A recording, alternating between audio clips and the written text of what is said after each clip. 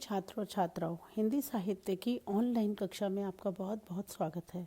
मैं डॉक्टर मीना गौतम आज आपकी बीए द्वितीय वर्ष की कक्षा ले रही हूँ।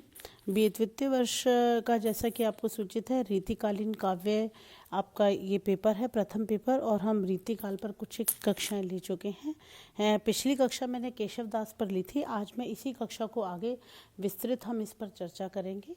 आपके जो टेक्स्ट है उसमें आपके केशव दास की जो किताब जो लगी है, केशव दास का जो आपका प्रसंग या जो काव्य आपकी किताब में लगा है वह रामचंद्रिका से संबंधित है।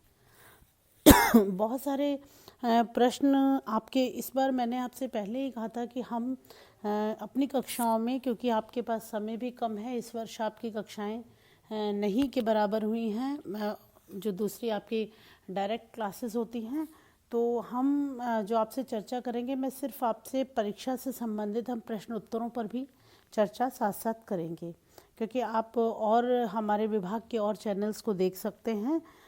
बाकी ये रीतिकाल वगैरह पर अच्छे कुछ लेक्चर्स हैं, और मैं आज जो बात करना चाह रही हूँ आपके जिस विषय पर, कि आज हम रामचंद्रिका पर थोड़ा सा बात करना चाह रहे हैं, क्योंकि आपके जो टेक्स्ट में आपकी किताब में रामचंद्रिका का बहुत सारा हिस्सा लगा हुआ है। जैसे किसी भी ग्रंथ की शुरुआत आप जानते हैं कि हमेशा जो होती है मंगल वंदना या मंगलाचरण इस तरीके से होती है, तो आपका जो केशव दास का काव्य आपको लगा है, जो कविता लगी है, उसकी शुरुआत सरस्वती वंदना से है, उसके पश्चात राम वंदना है, और फिर परशुराम संवाद। परशुराम के संवाद काफ़ी इसमें लंबा है। उसके पश्चात यहाँ पर कई परशुराम का संवाद सिर्फ लक्ष्मण से नहीं, यहाँ भरत, शत्रुघ्न, राम सभी पात्र इसमें दिखाई दे रहे हैं। तो आप अपने टेक्स्ट में एक बार इसको देखिएगा। उसके पश्चात यहाँ पंचवटी प्रसंग का वर्णन है, हनुमान लंका गमन और रावण शयनागार, और अंतिम जो वो आपके पास कविता का जो अंश है वो सीता दर्शन है। आज मैं थोड़ा सा आपको रामचंद्रिका का परिचय देना चाहूँगी। जैसा कि आपको नाम से ही विदित हो रहा है, नाम से आप समझ पा रहे हैं कि कहीं ना कहीं ये रामचंद्रिका है कि राम की कथा पर ही आधारित एक रचना है। और मैं चूँकि बात कर चुकी हूँ कि केशव जो कवि हैं रीतिकाल के एक बहुत अच्छे आचार्य और कवि, दोनों ही रूपों में इनकी ये स्थापित आचार्य और कवि के रूप में हमारे सामने आते हैं। और ये जो रामचंद्रिका है, इसमें राम कथा का बहुत एक मतलब पूरा सुसंबंध जिसको कहा जाएगा वर्णन किया है। और रामचंद्रिका, जैसा कि मैंने पिछली कक्षा में बताया कि जितना भी एक रीतिकाल का ज़्यादातर जो काव्य है वो मुक्त छंद, ये मुक्तक कविता के रूप में हमारे सामने आता है। चाहे सविये रचे गए हों, दोहे रचे गए हों, कवित्त रचे गए हों, लेकिन रामचंद्रिका एक आपके सामने जो हमें मिलती है ये प्रबंध काव्य के रूप में है, और कुछ एक विद्वान इसको महाकाव्य के रूप में भी स्थापित करते हैं। और यह प्रबंध काव्य है, और इसकी में प्रबंधात्मकता के साथ साथ महाकाव्य के गुण मिल जाते हैं। संस्कृत काव्य शास्त्र में जब कहते हैं कि महाकाव्य और प्रबंध काव्य को पर्याय की तरह ही माना जाता है, और अब हम इसकी प्रबंधात्मकता पर थोड़ी सी बात करेंगे, क्योंकि इस रामचंद्रिका का जो स्वरूप हमारे सामने आता है महाकाव्य, ये प्रबंध काव्य के स्वरूप में ही आता है। क्योंकि जब आप प्रबंध काव्यों की विशेषताएं देखते हैं या हम प्रबंध काव्यों की विशेषताओं पर जो बात करते हैं, वो सारी विशेषताएं इसके अंदर मिलती हैं। उदाहरण के लिए जैसे आप समझते हैं कि कोई भी प्रबंध काव्य का जो हमारा कथा होता है, जो कथा वाला कथ्य जो होता है, वो ऐतिहासिक या अति प्रसिद्ध घटना पर हम चित्रित करते हैं। शुरुआत हम मतलब मंगलाचरण से करते हैं, और दूसरा कि इसमें जो नायक होना चाहिए वो धीरोदात्त होना चाहिए, या किसी प्रख्यात वंशी राजाओं के चरित्र का उद्घाटन होना चाहिए। ये सारी जो विशेषताएं आप स्कूल में भी पढ़ते आए हैं, वो सारी चीज़ें देखते हैं, वो सारी की सारी जो इसमें विशेषताएं हैं वो इसमें दिखाई देती हैं। रामचंद्रिका में इस प्रकार के मतलब प्रबंधात्मकता का निर्वाह किया गया है महाकाव्य का इसकी। और दूसरा जो कथा है वो सर्गों में, निश्चित रूप से सर्गों में विभाजित होनी चाहिए। तो रामचंद्रिका के अंदर सारे के सारे इन तत्वों को दिखाया गया है, क्योंकि इसकी कथा वस्तु आप देखते हैं ऐतिहासिक है, बहुत प्रसिद्ध है। नायक जो राजा राम हैं, धीरोदात्त हैं, विष्णु के अवतार माने जाते हैं। चारों पुरुषार्थों में कि जिनमें जो मुख्य उद्देश्य माना जाता है, प्रतिपाद्य जो पूरा माना जाता है, इसमें श्री राम को धर्म अर्थ काम इन तीनों फलों की प्राप्ति होती है। और अंतिम पुरुषार्थ मोक्ष की बात जब हम करते हैं, इन चारों पुरुषार्थ में से किसी एक पुरुषार्थ के उद्देश्य के लिए प्रबंध काव्य रचा जाता है। और कथा के जो नायक हैं राम तो स्वयं ही मोक्षदाता के रूप में स्थापित एक व्यक्तित्व हैं। रामचंद्रिका में और बहुत सारी चीज़ें हैं जो आप पढ़ते रहते हैं कि जैसे हम कहते हैं कि नगर, ऋतु वर्णन और सूर्य, चंद्र, उद्यान, जल क्रीड़ा, इस तरह की वर्णन होने चाहिए। ये सारी की सारी चीज़ें आपको रामचंद्रिका में दिखती हैं। अब रामचंद्रिका में आप देखेंगे पूरी कथा है, राम और रावण की सेना का युद्ध भी है और बहुत सारे, और जो कथानक है वो बिल्कुल श्री राम के सात्विक गुणों को दिखाया गया है। रामचंद्रिका के मुख्य रस पर हम बात करें तो मुख्य रस श्रृंगार रस है और भी बहुत सारे रसों की यहाँ पर अभिव्यक्ति हुई है। बहुत सारे रस और भी दिखाई देंगे क्योंकि जैसे जैसे कथाएं बढ़ती हैं, जैसे जैसे घटनाक्रम होता है, उसके ही हिसाब से और रस यहाँ पर विभाजित होते रहते हैं। और दूसरा कि इसमें प्रबंध काव्य का एक प्रमुख तत्व होता है कथा संगठन। कथा संगठन किस प्रकार आपने कथा संगठित है या इधर उधर बिछलती हुई कथा है, ऐसा कुछ नहीं है। इस कृति में कथा संगठन जैसा जो तत्व है इसका पूर्ण निर्वाह हुआ है।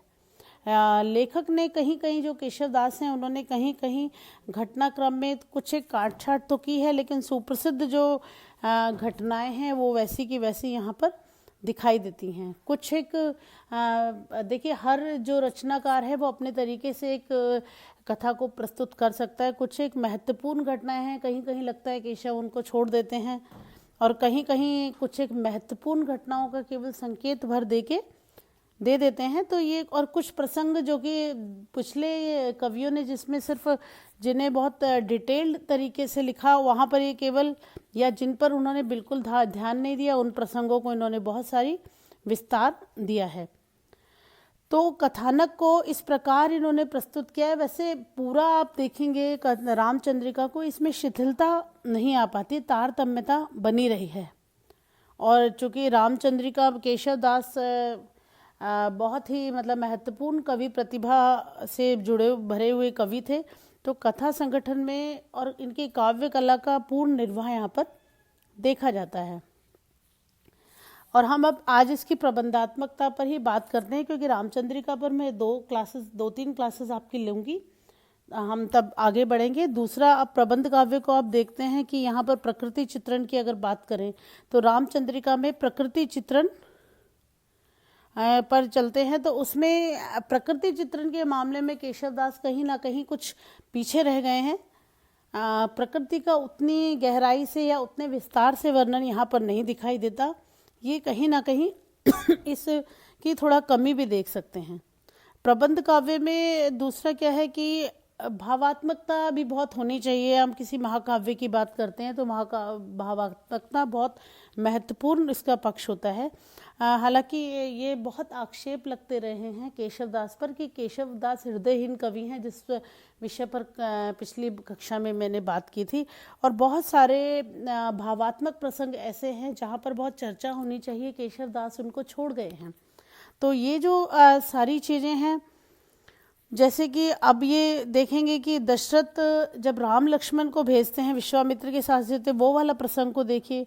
राम और सीता की विरह से भरी हुई स्थिति, लक्ष्मण का शक्तिवान से घायल होना,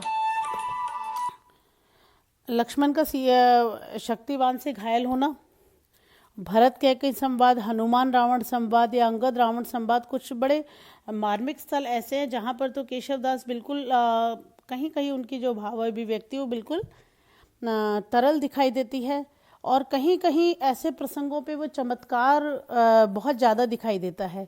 और कवि हृदय की भावुकता कुछ एक जगह पर है, लेकिन जो भावुकता रामचरितमानस लिखने वाले तुलसीदास ने दिखाई, उनसे भावुकता में कहीं ना कहीं केशवदास कम पड़ते हैं। जैसे एक प्रसंग मुझे अभी बड़ा ध्यान आता है कि आप ये देखिए कि भरत जब कैकेयी से अपने ननिहाल से आकर पूछते हैं कि मात कहाँ नृपतात, अपने पिता के बारे में पूछते हैं, तो कैकेयी जवाब देती है, गए सुरलोक ही क्यों सुत शोक लिए।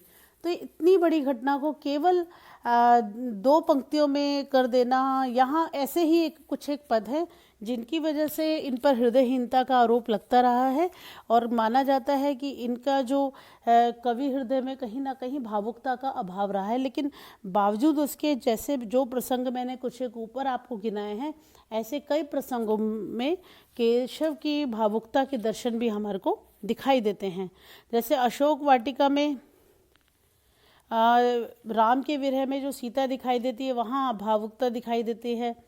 और सीता को खोजने के पश्चात हनुमान जब राम के समीप जाकर उसकी इस दयनीय दशा का वर्णन करते हैं, वहाँ पर आपको बहुत अच्छे से दिखाई देगी, वहाँ भावुकता इनकी दिखाई देती है। लेकिन बावजूद उसके कुछ एक प्रसंगों को इन्होंने ज़्यादा विस्तार न देकर आकर्षक प्रस्तुत करने के कारण भी कुछ एक प्रसंगों को इन्होंने अलग कर दिया है, मतलब उसको जल्दी जल्दी समाप्त कर दिया है।